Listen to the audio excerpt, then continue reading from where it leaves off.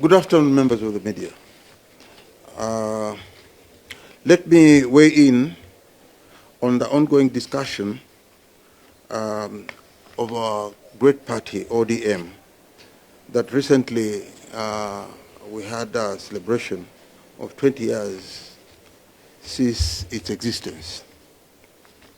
The Orange Democratic Movement was founded as a democratic, progressive, and reformist movement. It stands for justice, free speech, tolerance, inclusion, and the right to differ without fear. ODM was never built to silence voices, but also the party has systems. It has the widest national footprint, the deepest grassroots structures, and the most consistent electoral base across multiple regions. ODM carries the single largest block of elected leaders, and it continues to shape the national debate on governance and social justice. So when ODM speaks, the country listens. And when ODM stumbles, the impact is felt nationally. The stature comes with responsibility. That is why what we are witnessing today pains me and many of us. Barely 3 months after the passing of our party leader, Baba Raila Amolo Odinga, a man who held this movement together through wisdom and restraint, are we airing our disagreements in public, trading insults, and weakening the very house he built? Baba Raila Amolo Odinga supported dissent. Baba encouraged debate. Baba never allowed disagreement to break the party. Even in moments of deep internal tension, he insisted that issues be taken to party organs, discussed candidly, and resolved internally. That culture must not die with him. We owe him that respect, and we should not be drifting away from our DNA. The public spats we are seeing, particularly between senior leaders who hold critical positions in the party, are eroding public trust. They are costing ODM its dominance in regions where we have traditionally been very strong. ODM must never become a party that tells its members to leave. That is not who we are. When there are disagreements, the answer is not expulsion or threats.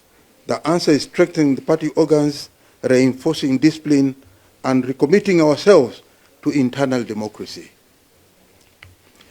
In the verse of common terms, the Bible says, "Come and let us reason together." That is Isaiah chapter 1, verses 18. And also the Quran says, "Come to a word that is equitable between us and you." That is Surah Al-Imran, chapter 3, verses 64. In this regard, we need to have a candid, honest, and mature internal engagement. Let people speak freely, but within the structures of the party. Let grievances be aired, addressed, and resolved, not weaponized in public.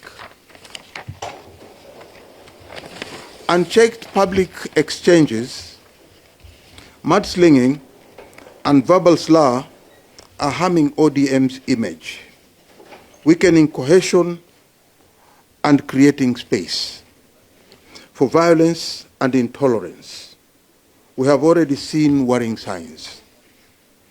Unless urgent action is taken, we risk heading into 2027 with hated tensions, intolerance, and violence that could undermine free and fair elections. That would be a betrayal of everything ODM has stood for since its inception. ODM is bigger than any individual. It survived because Baba's Raila Amolo Odinga's commitment to dialogue and principle, the great honor that we can give him is to protect that legacy and not to tear it down. I thank you. It is 3 months since Baba Raila Amolo Odinga passed on.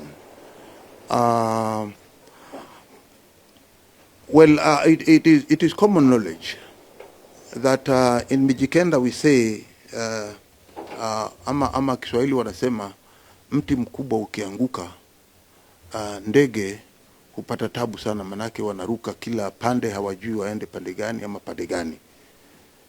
Kwa hivi sasa tunaona ya kwamba kifo cha Baba Raila Amolo Odinga kimefanya sisi kama wale vifaranga ama ndege tunaruka pande mbalimbali, ambapo kwa wale wafuasi wetu wa chama cha ODM kimeleta sintofahamu nyingi, na hiyo ni kawaida ambapo mzee wa mji amefariki ama mtu mzima anayeheshimika katika kijiji ama mji, na hivi sasa ni Kenya mzima iko katika hali hiyo, kwa sababu Baba Raila Amolo Odinga alikuwa anaongoza chama chenye watu wengi sana katika Kenya.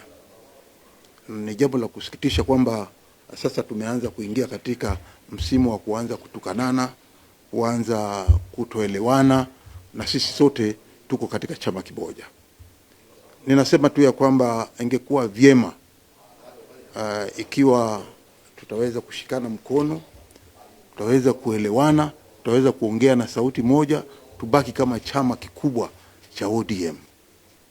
Ninaelewa wengi pia, hata wale watu wengine pengine kama wapinzani wetu ambao si wa chama cha ODM, wanafurahi wakiona kwamba ODM hivi sasa watu wanagombana, watu hawaelewani, watu hawana mwelekeo mmoja.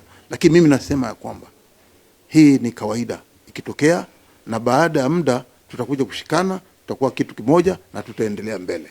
Hiyo ndio mimi nilikuwa wazo langu, na ningependa kuliweka mbele kabisa ya wananchi wote wa Kenya, na vile vile pia wafuasi wote wa chama cha ODM, kwamba msukosuko huu unaoendelea hivi sasa, nina hakika kwa nguvu za Mwenyezi Mungu tutaupita. Kwa hiyo wasiwe na wasiwasi.